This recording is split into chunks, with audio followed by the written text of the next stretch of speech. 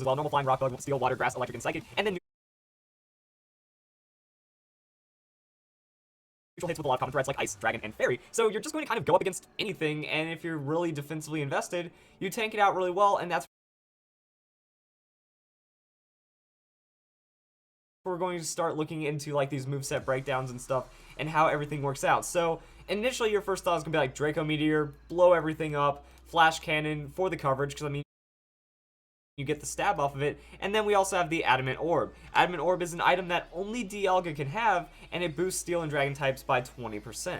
So this works out pretty well, that as long as you're throwing out stab, you're just going to do damage and it's going to get boosted damage. Now you can also run Life Orb, you can run Shucka Berry, you can run Leftovers. It's kind of going to depend on what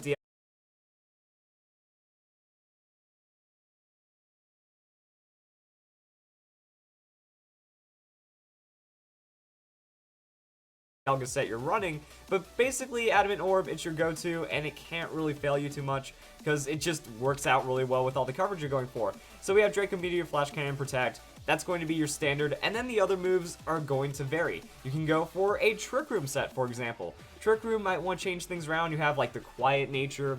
That way you can still like max out the special attack, max out the hit points, survive the first turn by just eating up tons of hits or getting a support Pokemon, Fake Out, anything like that. We'll talk about that in a bit as well. But yeah, you just Trick Room, and then now you have Life Orb potential for just tons of damage on that Trick Room with like Draco Meteor just one-shotting things. You can also go Flash Cannon, and then we also have other levels of coverage. Now, Dialga's coverage does go pretty deep for a legendary Pokemon. We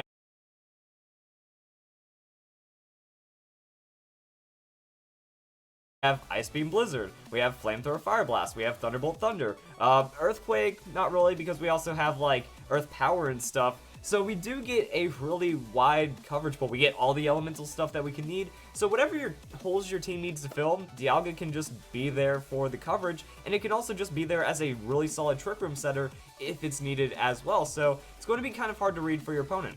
Also, some other things that we can run: Thunder Wave, Dragon Pulse, Metal Burst, Fire Blast. Like, these are just things that work out. Fire Blast, we're seeing quite a bit of Ferrothorn from here and there. Also Caesar, Pokemon that just don't like eating fire hits. Fire Blast versus the Aegislash is an interesting matchup.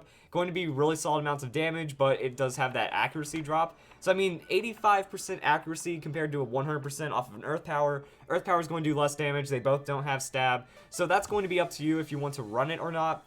Both have their own benefits. We'll talk about Dragon Pulse matchups, and then you can do Shucka Berry, Leftovers. So it seems like Dialga has a lot for it, but pretty much it's going to be these three moves, and then your tech. Or if you're running Trick Room, you might be able to get rid of the Protect and then put in an extra coverage move. It does reduce your outplay potential, but depending on how much control you have over the game with that Trick Room, the extra coverage will be able to win you games. And then there's also the topic of Telepathy Dialga.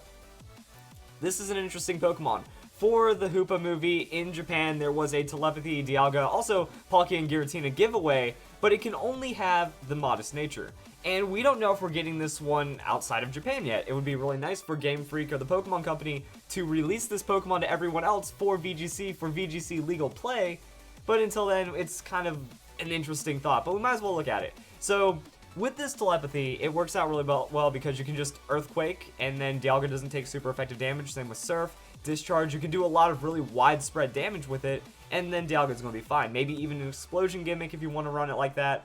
So Dialga can kind of make that work in its favor pretty well, but at the same time it has to be modest. So you can run it in Trick Room, but you can also get undersped by the Dialga. You can just kind of run it as your regular modest Dialga, so a set like this, but with Telepathy instead, it's not the biggest deal. Like, it's not the end of the world unless you really have to run an Earthquake Pokemon next to it. Now, if you are, then that means you don't have to worry about Fire Blast. You don't have to worry about running something else like the Earth Power, because you're getting that ground coverage. You're getting the other coverage from the move that would otherwise be hitting you with that Telepathy. So that is something to consider if you want to do it.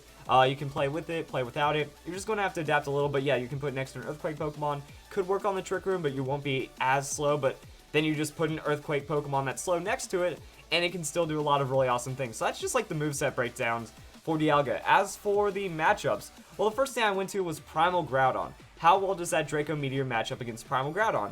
Answer, pretty well. Draco Meteor level 50 in doubles and all sorts of other things going up. going to have a small chance decent chance to KO. I don't consider like the 62% chance super reliable, but it is a chance to KO. You can chip in a little bit of extra damage with another Pokemon. Any kind of little supportive move might be the little bit extra it takes to knock out the Primal Groudon, so that can work in your favor, but this will be with the Life Orb. If we are going to be running the Adamant Orb, then there's very, very little chance that we're going to be able to get the Draco Meteor KO, only 12.5%, and then the Precipice Blades technically has more damage, but I was trying to see like if Earth Power means anything here.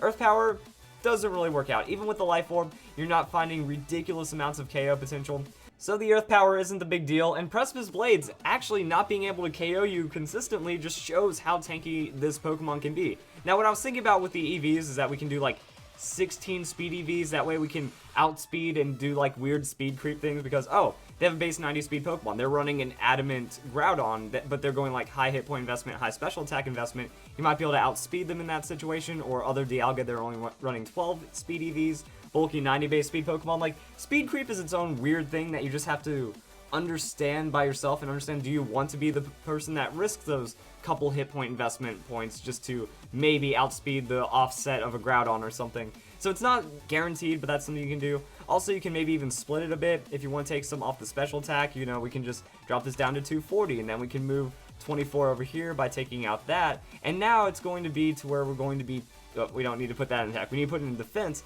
So now we can make it to where it's going to be slightly less damage on the Precipice Blades. So you can look to either knock off some more hit point investments. So now what we can do is we can go 200, and then we can also go, what would that be, 68, I believe? So we can go 68, and then it just keeps lowering it. So if you want to go more defensive investment, this is what I was talking about. If you just make those little tweaks to what Dialga needs to match up against, you can kind of swing those matches into your favor just a little more at a time, or you can run the consistent hit points, special attack, don't worry about, you know, you're good against everything in that situation. Special attackers with Earth Power, you know, that's not going to be as crazy, but Primal Groudon is arguably a lot more common. If you're too worried about that, Wide Guard Pokemon work out really well.